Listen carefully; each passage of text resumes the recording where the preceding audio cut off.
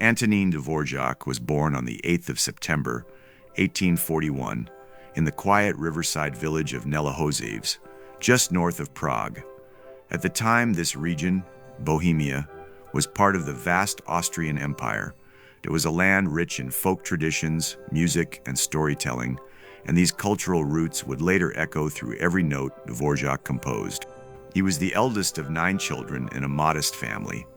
His father, František Dvořák, was a butcher, innkeeper, and amateur musician. Music was not merely entertainment in the Dvořák household, it was part of daily life. Local dances, village bands, and church music shaped young Antonin's earliest experiences. By the age of 6, he had begun learning the violin, and it quickly became clear that his talent was extraordinary. Despite this, his path was far from certain. Like many children of his background, Dvorak was expected to learn a trade. For a time, it seemed he might follow in his father's footsteps, but his musical ability proved impossible to ignore. Recognizing his gift, his family allowed him to pursue further education. As a teenager, Dvorak studied in Zlonice and later moved to Prague, the cultural heart of Bohemia.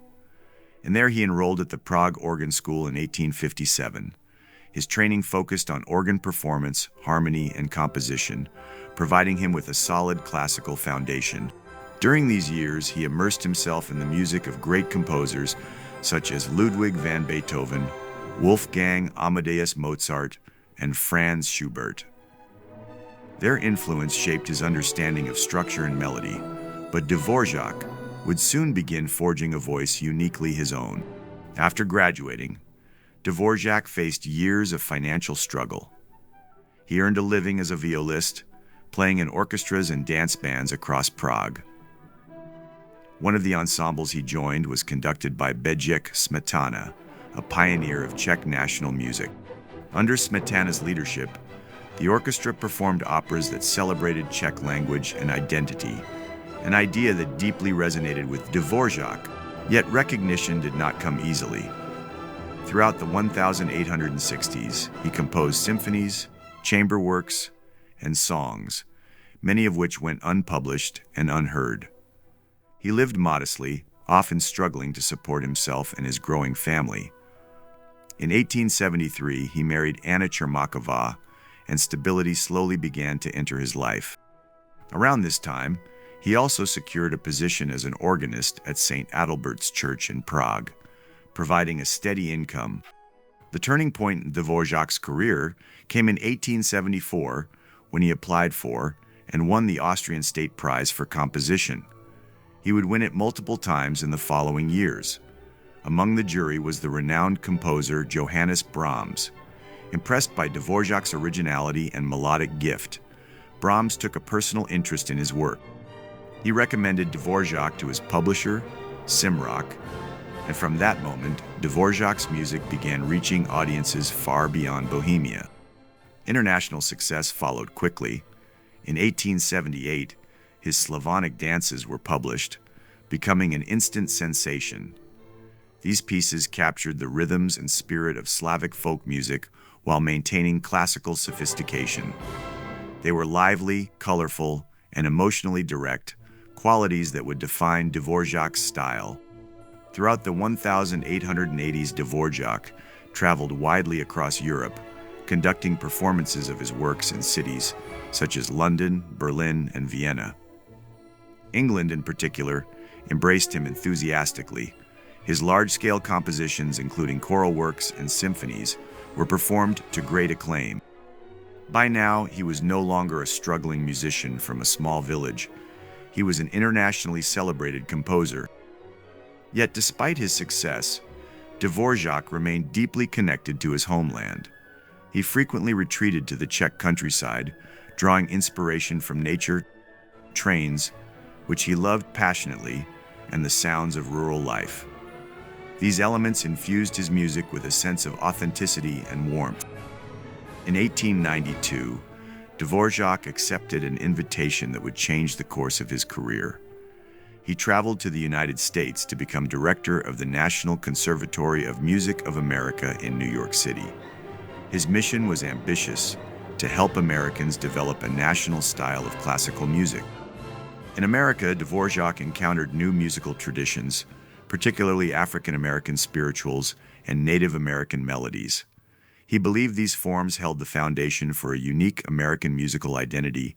His ideas were both influential and controversial, but they reflected his lifelong belief that great music grows from cultural roots. During his time in the United States, Dvorak composed his most famous work, Symphony No. 9 in E minor. From the New World premiered in 1893, the symphony was an immediate triumph. Its sweeping melodies, emotional depth, and sense of longing captured both the spirit of America and Dvorak's own homesickness for Bohemia. He also spent time in the small town of Spillville, Iowa, a Czech immigrant community where he felt a sense of belonging. There, surrounded by familiar language and traditions, he composed chamber works, including the American String Quartet, blending new influences with his enduring Czech voice. Despite his success abroad, Dvorak longed to return home. In 1895, he left the United States and went back to Bohemia. Soon after, he became director of the Prague Conservatory, where he mentored a new generation of composers. In his later years, Dvorak turned increasingly to opera. Most famous operatic work, Rusalka, premiered in 1901. Inspired by Slavic folklore, it remains one of the most beloved Czech operas, particularly known for the hauntingly beautiful aria song To the Moon.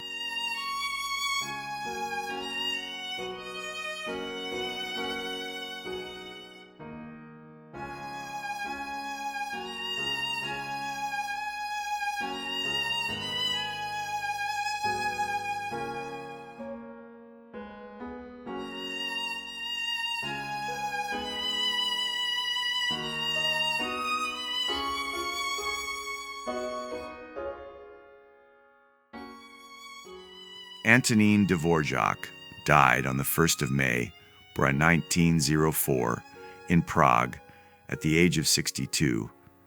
By then, he had achieved global recognition and left behind a vast body of work, 9 symphonies, numerous chamber compositions, concertos, operas, and choral works. His legacy is profound. From the humble village of Nelahozev to the great concert halls of Europe and America, Antonín Dvořák's journey is a testament to perseverance, cultural pride, and the universal power of music. His melodies continue to resonate today, timeless, heartfelt, and unmistakably his own.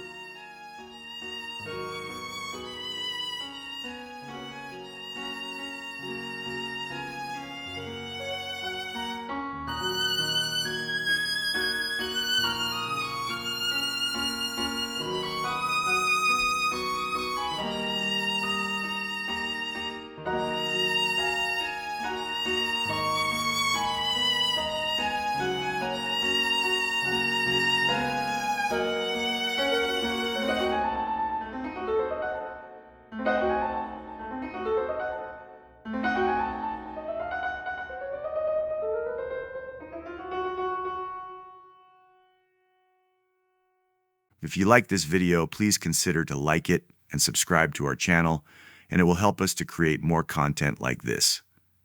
Thank you.